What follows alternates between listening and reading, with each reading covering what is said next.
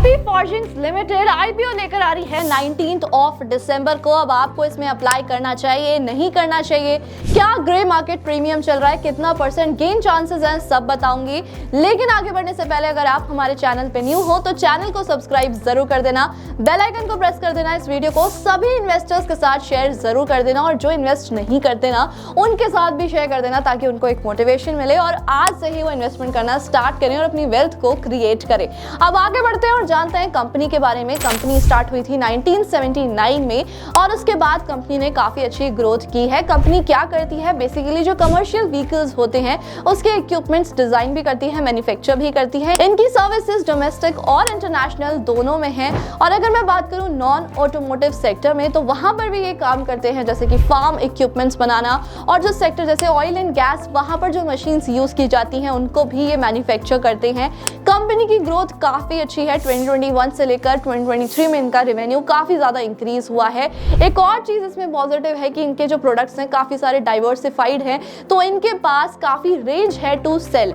वही अगर मैं नेगेटिव पॉइंट की बात करूं तो यहाँ पर दो नेगेटिव पॉइंट मुझे दिखते हैं। सबसे पहले तो जो इनके कस्टमर्स हैं, जो इनके क्लाइंट्स हैं, वो बहुत ही ज्यादा लिमिटेड है, यानी कि टॉप 10 क्लाइंट्स पर ही इनका पूरा रेवेन्यू टिका होता है। साथ में अगर मैं दूसरे नेगेटिव पॉइंट की बात करूं तो इनके पास जो सप्लायर्स हैं, जहां से ये रॉ मटेरियल लेते हैं, वो काफी ज्यादा लिमिटेड है। अब दोनों में ही अगर कहीं पर भी प्रॉब्लम क्रिएट होती है तो सीधा असर इनके फाइनेंशियल कंडीशन पर पड़ेगा। कैसे? टॉप 10 कस्टमर्स से किसी ने भी अगर उनसे सामान लेना बंद कर दिया या फिर खरीदना बंद कर दिया तो सीधा असर किस पे पड़ा? फाइनेंशियल कंडीशन पर। वहीं अगर रॉ मटेरियल ही आना बंद हो गया तो ऐसी सिचुएशन में क्या होगा कि सप्लाई नहीं हो पाएंगी, चीजें मैन्युफैक्चर ही नहीं हो पाएंगी, जिसकी वजह से फिर से पूरा असर पड़ेगा फाइनेंशियल कंडीशन पर। तो यहाँ पर मुझे दो चीजें नेगेटिव दिखी। अदरवाइज कंपनी मार्केट में काफी अच्छा काम कर रही है, परफॉर्म भी काफी अच्छा कर रही है। अब आगे बढ़ते हैं और आईपीओ डिटेल्स भी जान लेते हैं। सबसे पहले तो इसकी face value 2 rupees per share रखी गई है। प्राइस बैंड की बात करूं तो 808 से लेकर 850 रुपीज पर शेयर है। लॉट साइज 17 शेयर्स हैं, यानी पर लॉट आपको 17 शेयर्स मिलने वाले हैं। टोटल इशू साइज 1008 करोड़ है। वहीं फ्रेश इशू की मैं बात करूं तो 400 करोड़ का फ्रेश इशू है। ऑफर फॉर सेल में 608 करोड़ है। लिस्टिंग बीएसई और एनएसई दोनों पर की जाएगी और साथ में 35% ऑफ नेट इशू रिजर्व है फॉर रिटेलर्स, जो कि एक अच्छा पॉइंट है।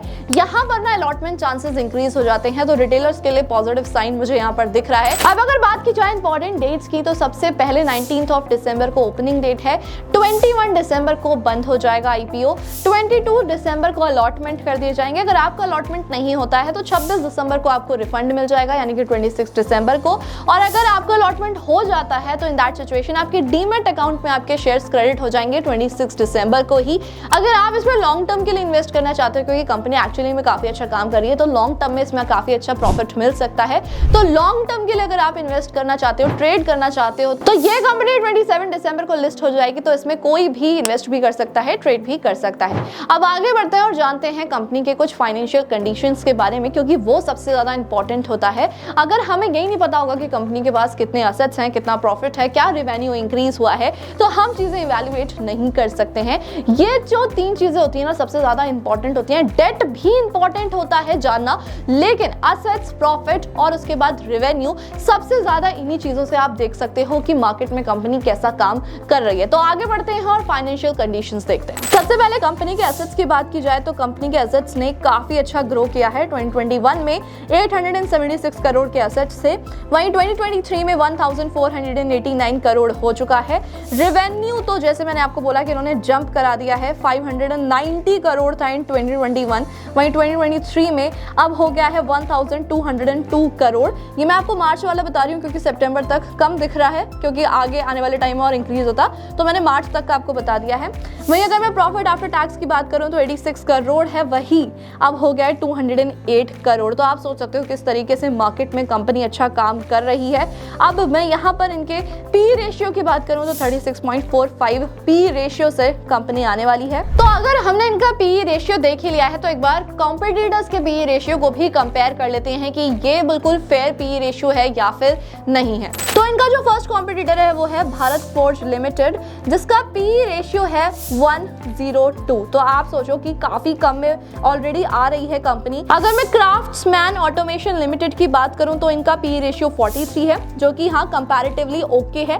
और अगर मैं बात करूं रामकृष्ण फॉर्जिंग्स लिमिटेड की तो 49.36 है, है तो यहाँ पर भी कंपैरिजन ओके है, यानी कि कंपनी अच्छे पीई रेशियो पर मार्केट में आने वाली है। अब यहाँ पर हमने सारी चीजें जान ली कि क्या चल रहा है मार्केट में, कंपनी कैसा काम कर रही है, कॉम्पिटिटर्स के पीई रेशियो के कंपैरिजन में काफी अच्छा पीई रेशियो है, तो यहाँ पर हमें बेनिफिट देखने को मिल रहा है। अब देखा जाए तो रिटेलर्स के लिए काफी ज्यादा पॉजिटिव पॉइंट है, क्योंकि इनके पास मिनिमम 1 लॉट है 14,450 रुपीज का, मैक्सिमम 13 लॉट्स रिटेलर्स ले सकते हैं 1,87,850। एचएनआईज के लिए मुझे यहाँ पर थोड़ा ज्यादा स्कोप नहीं दिख रहा है, क्योंकि उनके पास रिजर्वेशन भी कम है, तो सब्सक्रिप्शंस का थोड़ा सा इशू आ जाता है।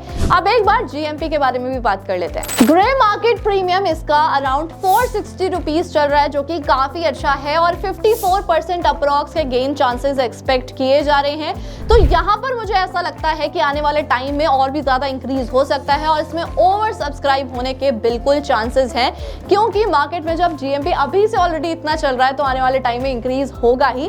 अगर आप चाहें तो आप इसमें अप्लाई कर सकते हो, क्योंकि कंपनी मार्केट में अच्छा काम कर रही है। ज्यादा कुछ नेगेटिव पॉइंट्स मुझे इस कंपनी के दिखे नहीं, रिटेलर्स के पास अलॉटमेंट के ज्यादा चांसेस भी हैं, और साथ में ग्रे मार्केट प्रीमियम तो ऑलरेडी अच्छा चल ही रहा है। 54% अप्रॉक्स गेन चांसेस चल रहे हैं, और आगे आने वाले टाइम में इंक्रीज भी हो सकते हैं। सो एट लास्ट में यही बोलना चाहूंगी कि अगर आप इसमें अप्लाई करने वाले हो तो सारी चीजें इवैल्यूएट जरूर कर देना। एक टिप और आपको देना चाहूंगी कि क्या होता है कि जब भी हम एक डीमैट अकाउंट से अलॉटमेंट के लिए अप्लाई करते हैं तो थोड़ा सा मुश्किल हो जाता है, वहीं अगर हम डिफरेंट डीमैट अकाउंट से अलॉटमेंट के लिए अप्लाई करते हैं किसी आईपीओ में, तो हमें बहुत ईजी होता है अलॉटमेंट मिलना।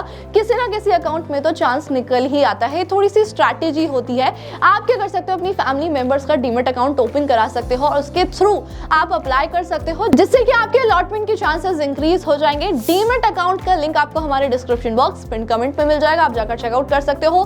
फ्री में डीमैट अकाउंट ओपन करा सकते हो और वहां से आईपीओ में अप्लाई कर सकते हो, अलॉटमेंट के चांसेस इंक्रीज करा सकते हो, और साथ में रेफर एंड अर्न भी कर सकते हो। 700 अप्रॉक्स कंपनी अभी ऑफर कर रही है, तो ये कोई छोटा मोटा अमाउंट नहीं है। अगर आप पर रेफर भी कर रहे हो तो इसमें आपको काफी अच्छा अमाउंट मिल जाएगा। इस वीडियो को सभी के साथ शेयर कर देना। आईपीओ से रिलेटेड कोई भी कंफ्यूजन है आप कमेंट कर सकते हो। साथ में मैं यही बोलना चाहूंगी, जब भी आप अप्लाई करो सारी चीजें एक बार इवैल्यूएट जरूर कर देना। आप देख लेना कि आपके लिए आईपीओ बेटर है या फिर नहीं है। और ऐसे इंटरेस्टिंग वीडियोस को देखने के लिए हमारे चैनल को सब्सक्राइब करना, बेल आइकन को प्रेस करना बिल्कुल भी मत भूलना। Thank you so much.